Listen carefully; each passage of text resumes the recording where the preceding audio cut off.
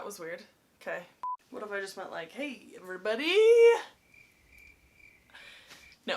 I felt like that was like Woody whenever he like gets out of the box and he's like, hey. All right, we gotta get it together. Hello. Today I'm doing my makeup.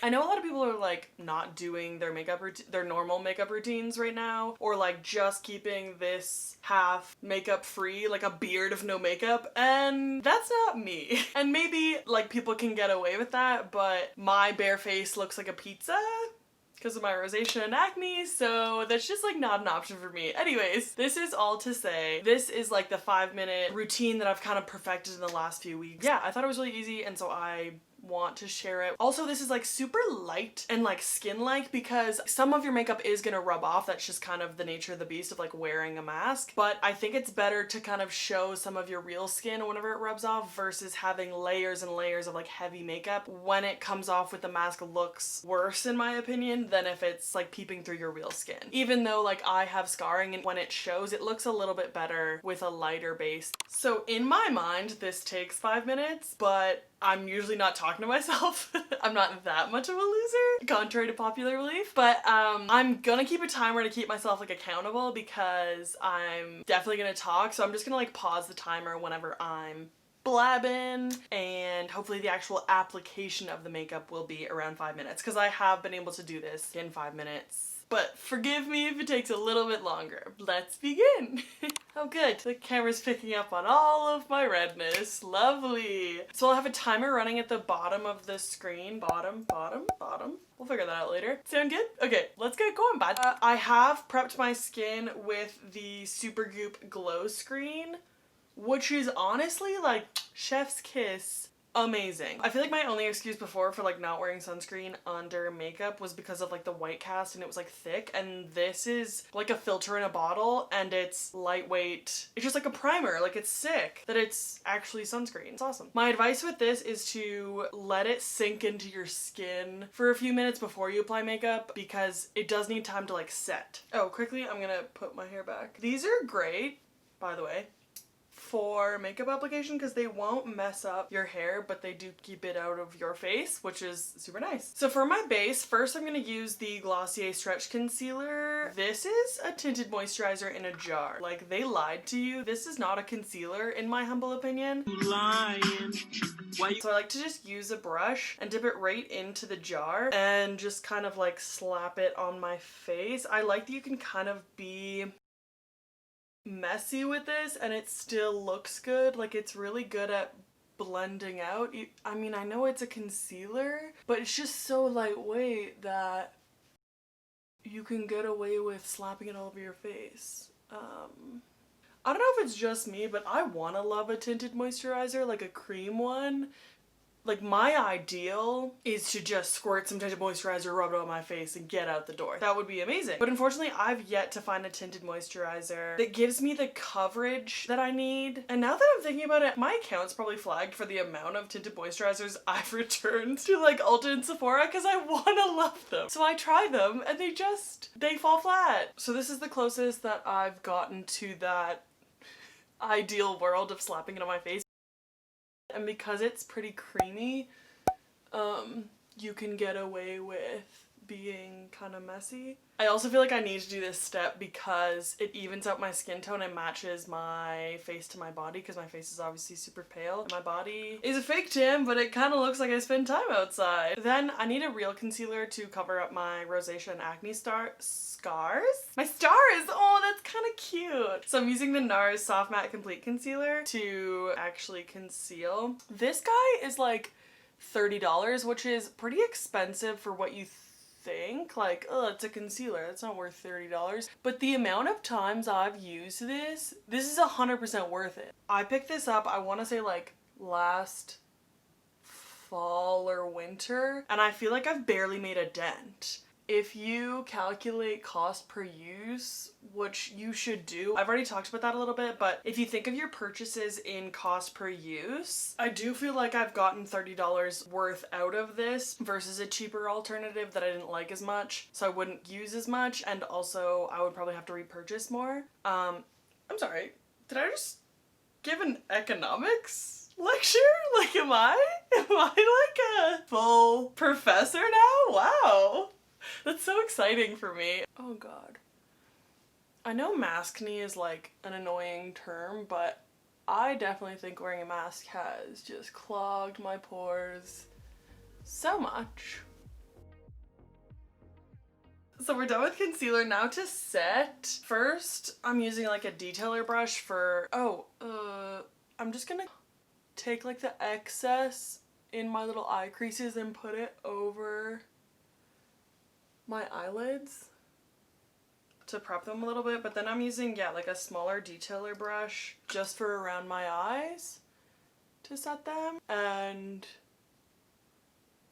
like through the brow a little bit, and then under the eye.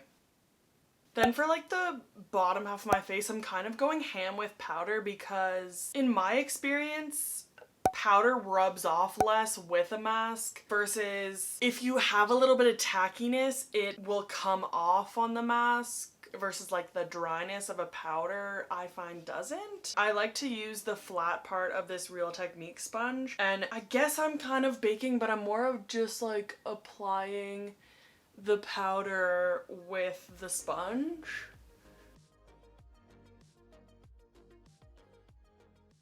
Oh, sorry. I'm using the Kylie Jenner setting powder. Please tell me I'm not the only one who loves this powder. Like, I kind of picked it up on a whim. This is actually the first purchase from Kylie Jenner Cosmetics or whatever. I know, shocking. But I tried a friend's lip kit in college and it was like all fine and good, but that shit took me like 2 days to get off my lips, and I was like, I'm never doing that again. So I feel like that just kind of turned me off to the rest of her products because I was like, ooh, can't. But yeah, I really enjoy this powder. Now for my eyebrows, I'm quickly using the NYX Micro Brow Pencil to just get the shape of the brow, and then I'm using the Anastasia Beverly Hills Brow Duo to fill it in. I feel like I'm just like outlining and then filling it in like you're drawing, right? Oh, but I do want to mention this is like a recent repurchase, and not to get too sentimental, but this was the first thing I ever bought at Sephora. I'm pretty sure it was $18 at the time, and now it's $24, which is ridiculous. Yeah, at the time this would have been like half my paycheck. But I've truly never been the same since. Like, I feel like this really started it all, you know?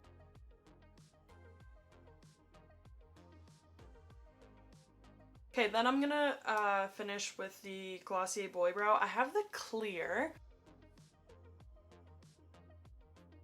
Now for the rest of the face, I'm using the Charlotte Tilbury Filmstar Bronzing Glow because I kind of rediscovered it with my Emrata follow video and fell in love with it again. So recently I've just been kind of contouring, like focusing the bronzer at like the outer portions of my face instead of kind of like bronzing everywhere. I think it just like looks best, and especially down the neck. We gotta hide those chins from the world, alright? Okay, I gotta kind of speed up the process. I don't know if this is gonna be close to 5 minutes. I do use the highlighter side, which I feel like I used to not be really into, but it is a good like subtle highlight, if you know what I mean. It's not anything too reflective. And then for blush, I'm using the Hourglass Ghost palette. This is one of the best purchases of my life. It is limited edition, and they come out with like a different-ish version, kind of the same every year around the holidays. This has been the best one. I'm low-key excited that I picked it up. Same thing with the blush. I try to focus it on the outer part of my face. Ooh, I do want to mention I'm wearing the exercise dress by Outdoor Voices, and this is by far my favorite purchase from quarantine or during this pandemic or whatever. I don't know if you can see, I'll just insert a bunch of photos, but I did want to mention it because it's like the perfect athleisure and comfy, but still like fun and flirty. Like, I feel like I can run errands in this and I don't feel like a slob kebab. Like, I feel more put together. wear. Like, it's a good switch up from like wearing sweatpants all the time, because at least for me, if I wear pajamas all day, I feel like I don't get my like day started. If I've learned anything during this pandemic, it's that I need structure and I need to like get ready for the day. Otherwise, I don't feel as motivated. I'll just feel like a shell of a human and it's like not a good feeling. Anyways, I'll link it down below for anyone who's like interested, because I feel like shouting for the mountaintops that like this is the greatest.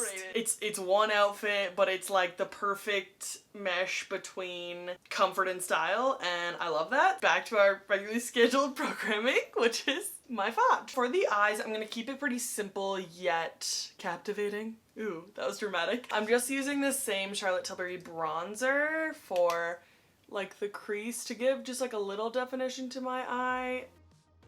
And then, cause like bronzer in the crease, there's just, whoa, sorry. I just made like a Scooby-Doo noise, I hope. And then at the bottom, that's weird that that's like my reaction. I don't know if that's just like cause for concern. Then just with my pinky, I'm doing brow bone and inner corner with the same highlighter from this palette. And then for the hack for eyeliner, and it is, you take a dark eyeshadow and a brush like this. See how this is just flat? It's not angled like a normal eyeshadow brush, it's just like a flat little box. So I'm gonna zoom in for this and also pause the timer. This is like an important step.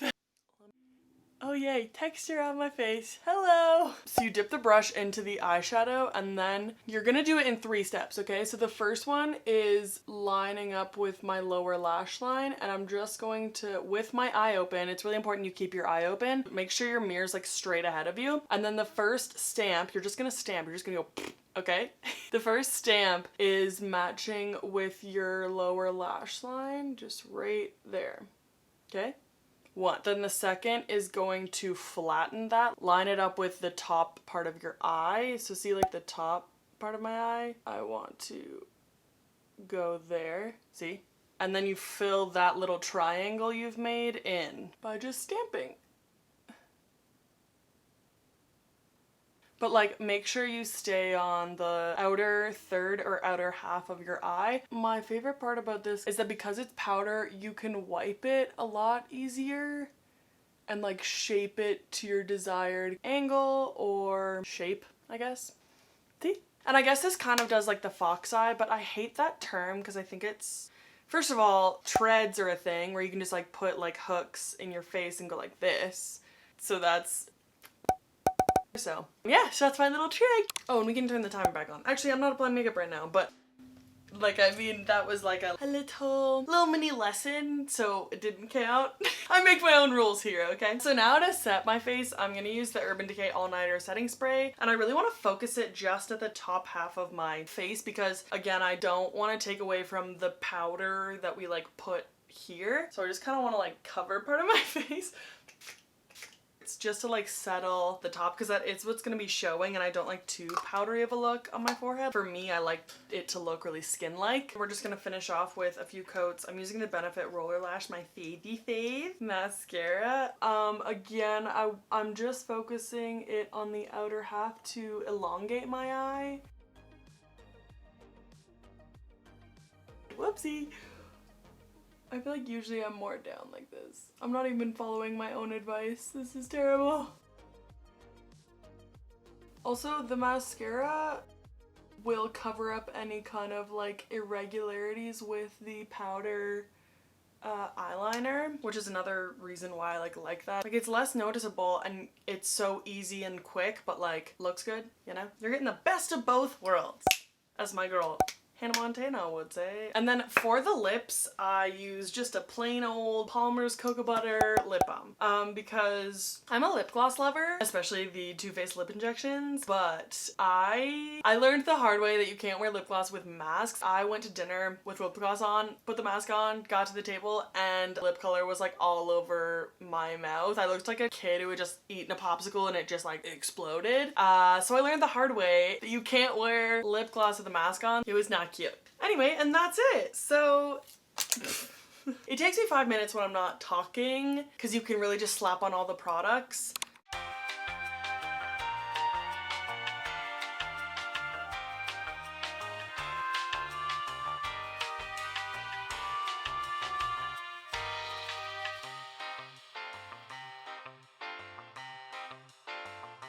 it makes you feel so much better just put like a little bit of makeup on, and I feel like that was like really easy and not technical, and hope you guys learned something. Alright, well thank you so much for watching this video. If you managed to get this far, you'll probably enjoy my other videos, so definitely check those out. Like, ask me questions in the comments, subscribe, that'd be dope. And most importantly, have a great day! See you later!